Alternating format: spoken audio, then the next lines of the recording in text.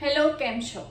આજે મારે એક એવા વાયરસની વાત કરવી છે જેણે હાહાકાર મચાવી દીધો છે સમગ્ર ગુજરાતમાં અને હવે ચર્ચાઓ એવી શરૂ થવા માંડી છે કે શું આ ચાંદીપુરા વાયરસ છે તે કોરોનાથી પણ ખતરનાક છે.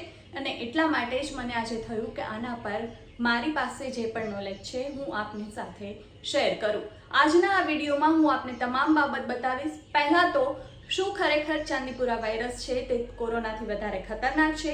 બીજા નંબરમાં કેમ બાળકોમાં જ વધારે ફેલાય છે? ત્રીજા નંબરમાં શું તેની કોઈ પરમેનન્ટ સારવાર સામે આવી છે ખરા?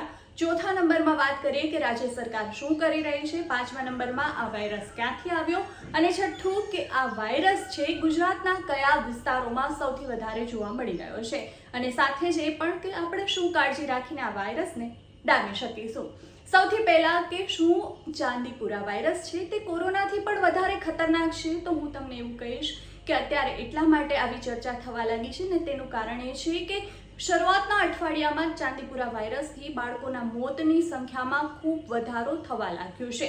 રાજ્ય સરકાર પણ તેને લઈને જ ચિંતિત છે ને એટલા માટે જ બધાને એવું થઈ રહ્યું છે કે કોરોના કરતાં પણ વધારે ખતરનાક તો નથી ને, કારણ કે સામાન્ય લક્ષણો છે ને સામાન્ય લક્ષણો પછી બાળકના ટપોટપ મોત થવા લાગ્યા છે. જેવી રીતે કોરોના સમયે દરરોજ રાજ્ય સરકાર આંકડા જાહેર કરતી હતી કે એક્ટિવ કેસ કેટલા છે, કેટલા લોકોના મોત થયા, તે જ રીતે હવે ચાંદીપુરા વાયરસના પણ એ જ રીતે આંકડા જાહેર કરવા પડી રહ્યા છે. એના ઉપરથી જ આપણે સમજી શકીએ કે આ વાયરસ છે કેટલો ગંભીર છે. હવે બીજા મુદ્દાઓની વાત કરીએ. આ વાયરસ ક્યાંથી આવ્યો? તો 1965માં મહારાષ્ટ્રના નાગપુરના ચાંદીપુરા ગામમાં એક બાળકને મગજમાં તાવ આવ્યો હતો ને ત્યાર પછી આ વાયરસનું નામ ચાંદીપુરા વાયરસ પડ્યું છે. ત્યાર પછી પણ છાશવારે આ વાયરસના કેસ સામે આવતા રહ્યા, જેમ કે 1991, 1995માં, અને ફરી એકવાર આ વાયરસે દેખા દીધી છે અને એટલા માટે જ એનાથી ચેતવું ખૂબ જરૂરી છે. હવે વાત એ કે બાળકોમાં કેમ વધારે એક્ટિવ જોવા મળે છે આ કેસ? તો એનું એક કારણ તો એ છે કે બાળકો માટીમાં અને બહાર વધારે રમતા હોય છે. બીજું કારણ એ છે કે બાળકોની ઇમ્યુનિટી અત્યારે ચોમાસામાં કદાચ વધારે ઘટવા લાગી છે અને તે કારણ પણ હોઈ શકે છે. અત્યારે ગુજરાતના મહેસાણા, સાબરકાંઠા, બનાસકાંઠા આ તમામ વિસ્તારો એવા છે કે જ્યાં સૌથી વધારે કેસ સામે આવી રહ્યા છે ને એટલા માટે જ આપણે ચેતવાની જરૂર છે.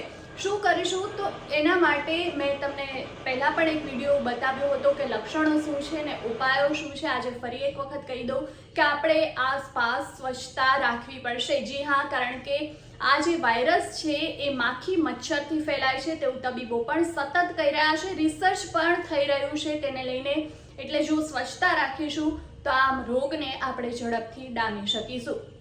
તેના માટે શું કરવાનું છે? તો સૌથી પહેલાં તો આસપાસમાં જ્યાં પણ ગંદકી હોય એને દૂર કરવાનો પ્રયત્ન કરો. જો પ્રશાસન તરફથી કોઈ આવું થતું હોય તો તેમને પણ જાણ કરો કે અમારા આ વિસ્તારમાં આટલા પ્રમાણમાં ગંદકી છે, માખી મચ્છરનો ઉપદ્રવ છે, જેથી કરીને ત્યાંથી જ આપણે વાયરસને ડામવાની શરૂઆત કરી શકીએ.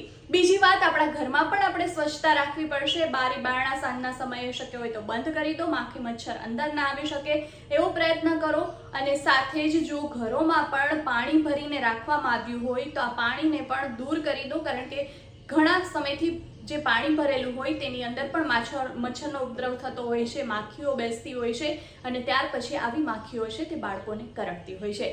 થોડા સમય માટે બાળકોનું આપણે વિશેષ ધ્યાન રાખવું પડશે. તેમને તમે એવી વસ્તુઓ ખવડાવો કે જેથી એની ઇમ્યુનિટી બૂસ્ટ થતી રહે અને સાથે જ આપણે તેની કાળજી પણ રાખી શકીએ. હવે રાજ્ય સરકાર શું કરી રહી છે? તો રાજ્ય સરકાર અત્યારે જે પણ રોગ છે એના નમૂના ફરી તપાસ માટે મોકલ્યા છે, જેથી કરીને પર્ટિક્યુલર સારવાર શું થઈ શકે તેના વિશે વધુ માહિતી મળી શકે. સતત ટીમો બેસાડેલી છે જે પરીક્ષણ કરી રહી છે.